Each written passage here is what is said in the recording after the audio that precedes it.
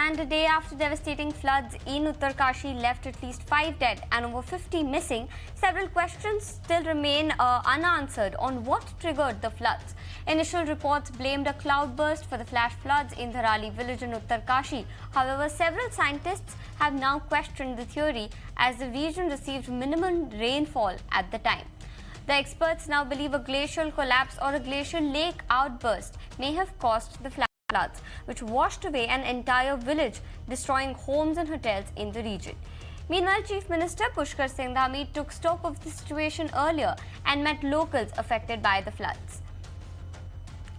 As the water level is continuously rising due to incessant rainfall since the past 17 hours, my colleague Tejashree brings you the ground report from Garhwal in Uttarakhand.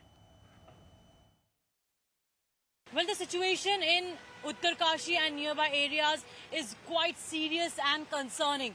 Currently, we are reporting from Tehri Garhwal area of Uttarakhand, where we'll be showing you that how there is continuous rise in the water level of the river, because of which the continuous landslides are occurring and it is very difficult for the people as well to move from one area to another. We saw that how there were devastating visuals yesterday from the Dharali village in Uttarkashi, and then how several, houses were washed away, the roads were washed away.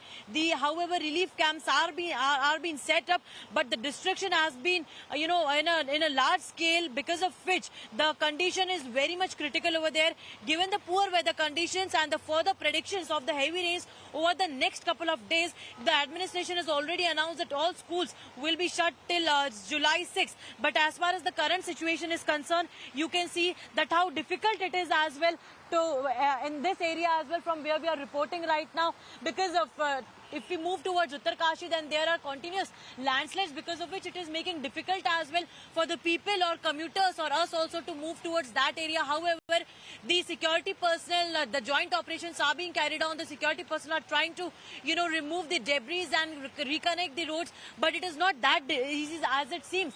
On the ground, the situation is very much different and difficult as well, because what the people and locals were seeing or were telling us that, it is not the normal water level of this river.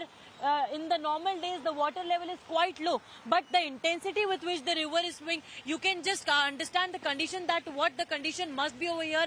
Mrityunjay, if you can show the visuals also of this area, and in fact at any point of time the water level could keep on rising, because the red alert has already been issued in this entire area. If you move forward, then you will be heading towards Uttarkashi, but then again the security personnel are also saying that it is difficult for them as well to move towards the Dharali area, where we saw the devastating and heartbreaking visuals coming from the social media. We saw that how the social media was also flooded with those videos.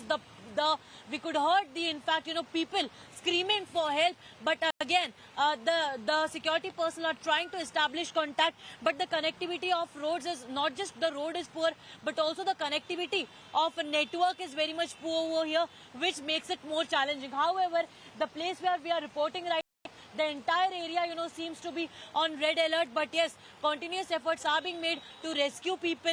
But next 24 hours are going to be very much crucial.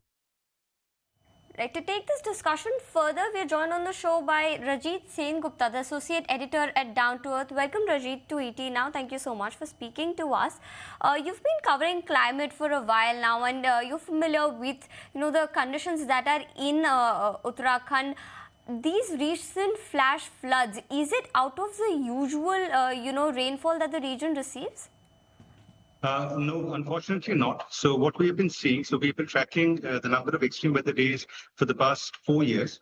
And what we're seeing increasingly is that flash floods are becoming regular. So if we look at, in 2022, 2023 and 2024, roughly 68% of the days, some part of the Himalayan states were experiencing extreme weather events. And what we are also increasingly seeing is they're becoming more and more erratic. But it is going to happen even further. So that is something that we are increasingly understanding as climate is becoming more unpredictable, coupled with the fact that the development has been very, very, very hoary. So the impact is becoming more and more difficult to assess. this particular flash floods and the visuals that we've been seeing of an entire village being washed away. Now, experts are still trying to figure out whether it was a cloud burst or was it, a glacial meltdown that led to this. What's your reading of the situation, particularly of the very distressing visual that we've seen?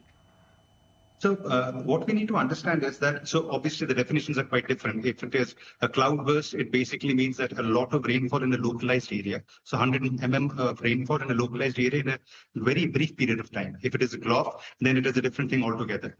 But what is important is that the impact that we see on ground remains exactly the same. We see villages being washed out. We see families being dislocated. And this is a long-term impact that we will be paying because of that. Supreme Court has called this out, that this is more man-made than we realize, and you've been looking at the effects of the development that has been happening in this space. Can you tell us what are the things over the years that may have led to such situations developing again and again in the same area? So there are two parts to it. One is the extreme weather event that is happening. So there is definitive science which says that climate change is because of human actions, so anthropogenic reasons. So climate change is the reason why the Himalayan region in total is warming up faster than the rest of the country and even rest of the world. So the Himalayas were very fragile to begin with. So they are young pole mountains. They're the youngest mountains to have been created in the world. So they are fragile to begin with. Climate change is making the weather over there very erratic. So it is very difficult to predict when what is going to happen. The second part is, once these extreme weather events are happening, the impact or the loss and damage that happens is because of the way we have developed our Himalayan states, particularly Uttarakhand and Himachal Pradesh.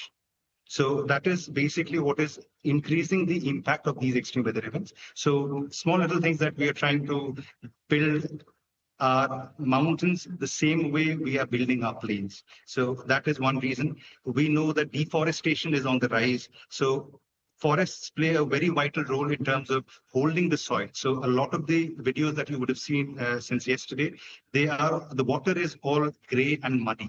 So that is because mountains are being cut for development. And that is one of the reasons why the pace goes up. At the same time, the kind of construction that is happening and the places where we are actually constructing these new cities that are coming up over here, they are on the floodplains. They are not where they should be, and they are congested in a way that mountainous areas not sustain. All right, Rajit, thank you so much for joining in and helping us make sense of the situation that is developing. Thank you so much.